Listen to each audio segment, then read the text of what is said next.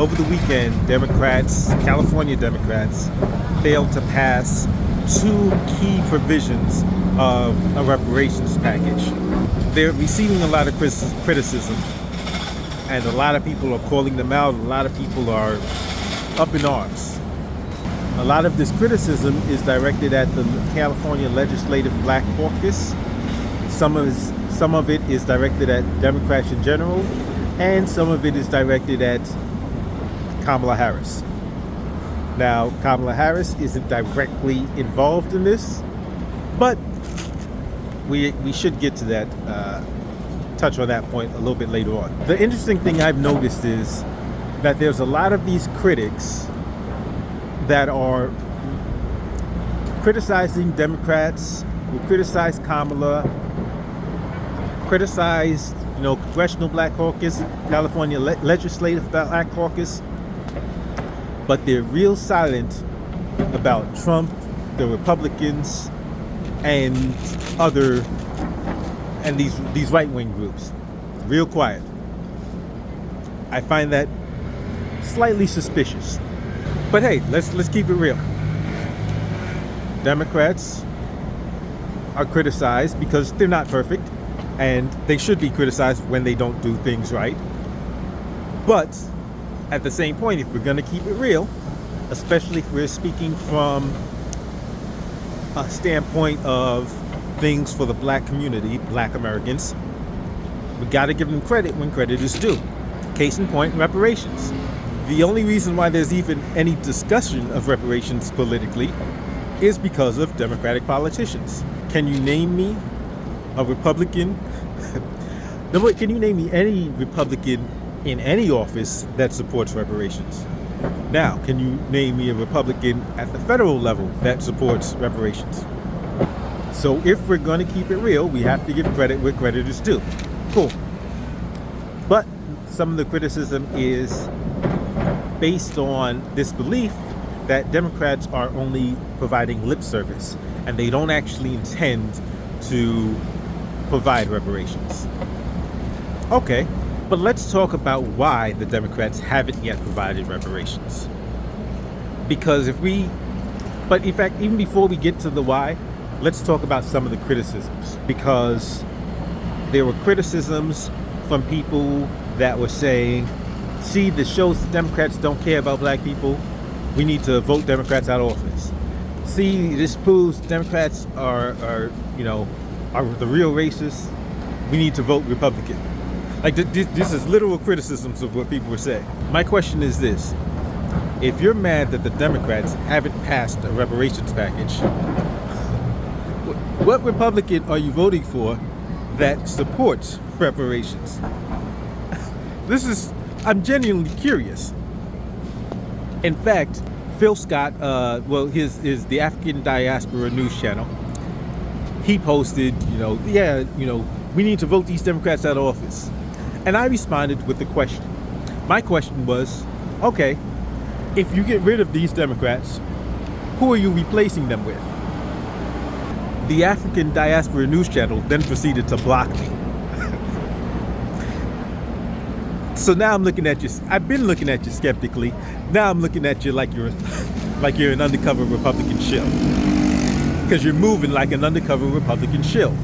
See, the whole point is, if you have legitimate criticisms, then number one, there was definitely no reason to block me once I asked a legitimate question as, who are you replacing them with? Your quickness to block me makes me look at you like you clearly have an agenda.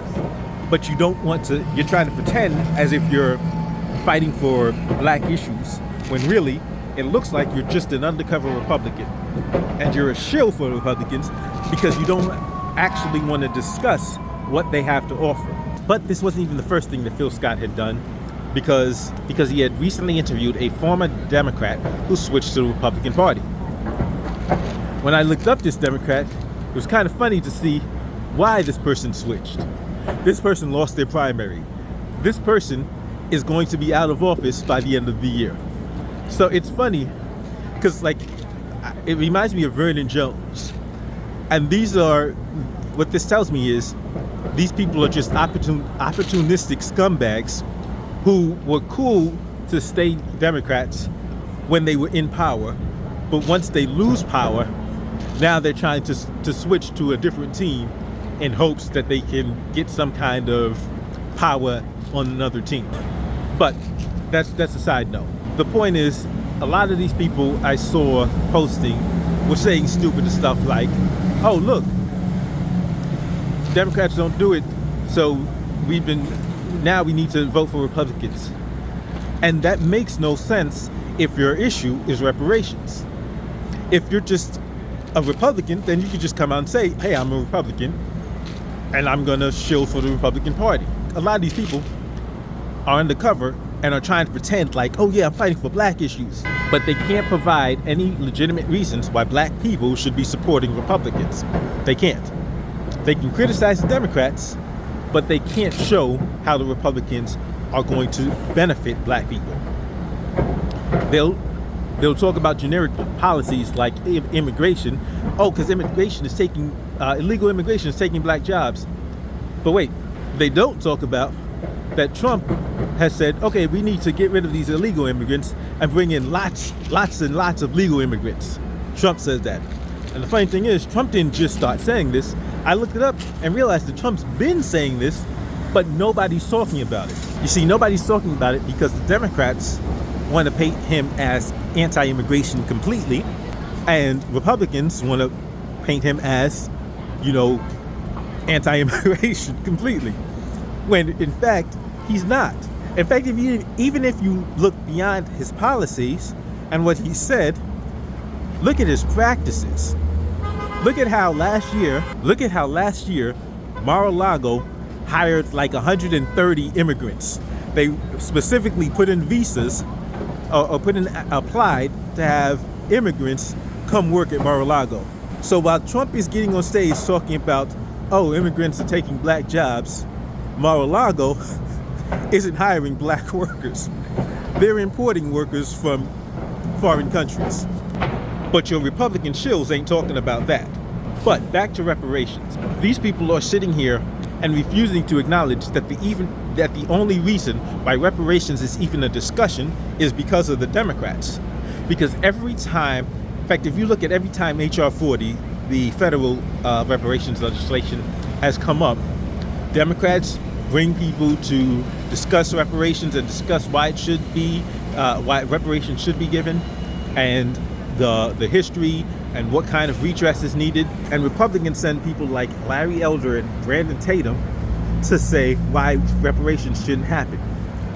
Every single time, Republicans are sending somebody who is anti-reparations. Do I think that black people should just go along to get along? Of course not.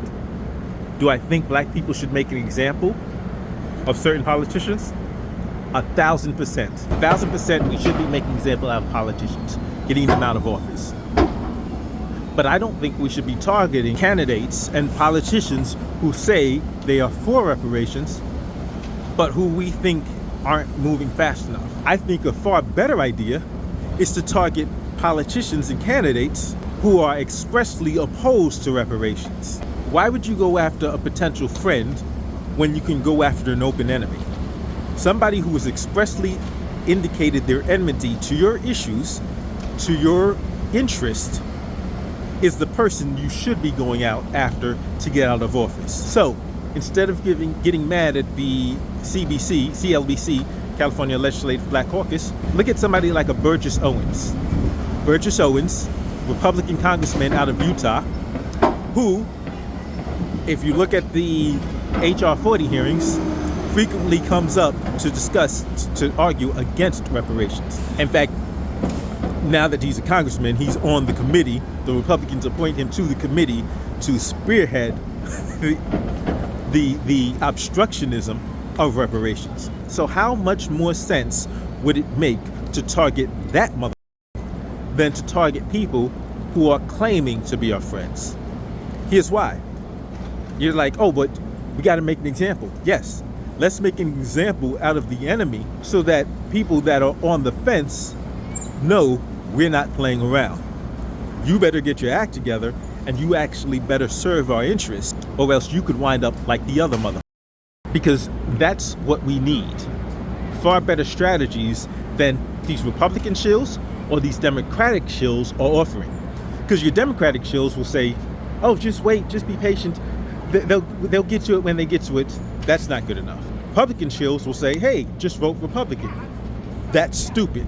What we need to be doing is applying pressure to our potential friends indirectly by showing them how we treat our enemies and sending the message that, hey, you might not want to be on our bad side.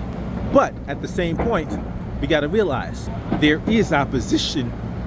There is a lot of opposition to our issues. So in addition to being able to target our enemies, we need to be able to protect our allies. Politics is war, politics is chess, politics is strategy, and we need to step our game up if we're going to avoid, as Lucas talks about, our extinction, our political extinction. I'll see you next time.